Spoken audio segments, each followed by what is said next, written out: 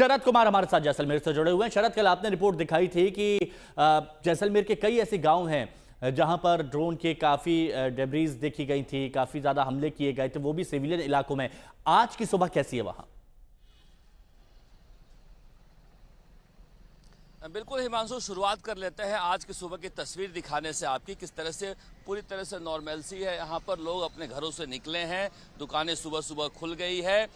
यही वो चौराहा था जहाँ पर सन्नाटा रहा करता था। कल जैसे ही सीज फायर की खबर आई उसके बाद यहाँ पर खुशी मनाने के लिए लोग आए थे, भारत के जीत का जश्न मनाने के लिए आए थे। मगर सीज फायर वायलेशन शुरू हुआ, उसके बाद अचानक से सन्नाटा हो गया और 11 बजे धमाकों की आवाज़ आती है। उसके बाद हमारे विदेश मंत्रालय की तरफ से प्रेस कॉन्फ्रेंस करके कड़ी चेतावनी दी जाती है।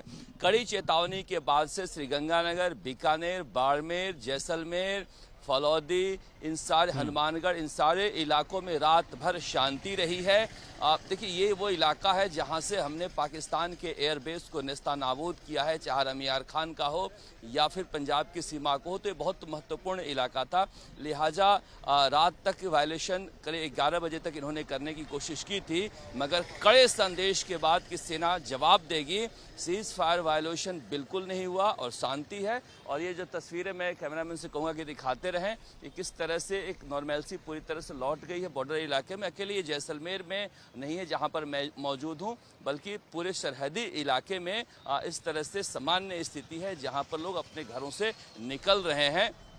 हालांकि अभी जोधपुर में, बीकानेर में और जैसलमेर में जो नागरिक उड़ानें हैं वो बंद रहेंगी। जो 20 ट्रेनें कैंसिल हुई है उसको लेकर आज फैसला लिया जाएगा, लेकिन बाकी सारी चीज़ें सामान्य हो गई हैं।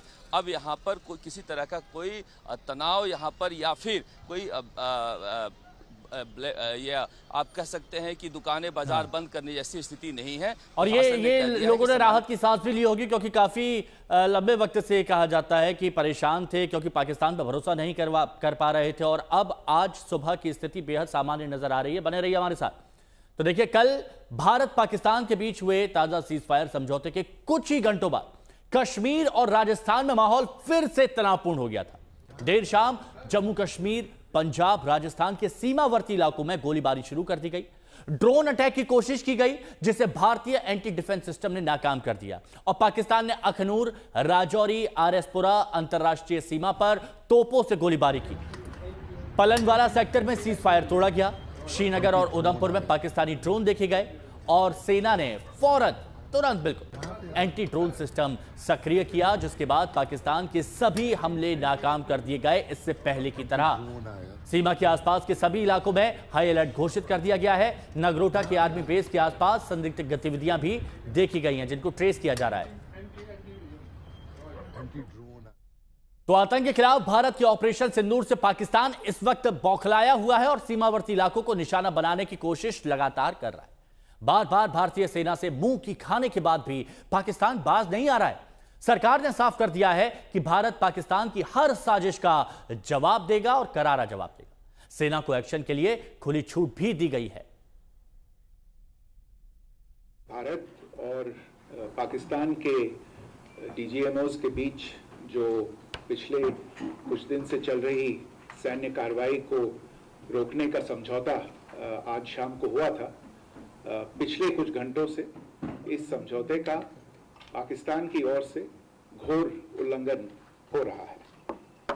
भारतीय सेना जवाबी कार्रवाई कर रही है और इस सीमा अतिक्रमण से निपट रही है। ये अतिक्रमण अत्यंत ही निंदनीय है और पाकिस्तान इनके लिए जिम्मेदार है।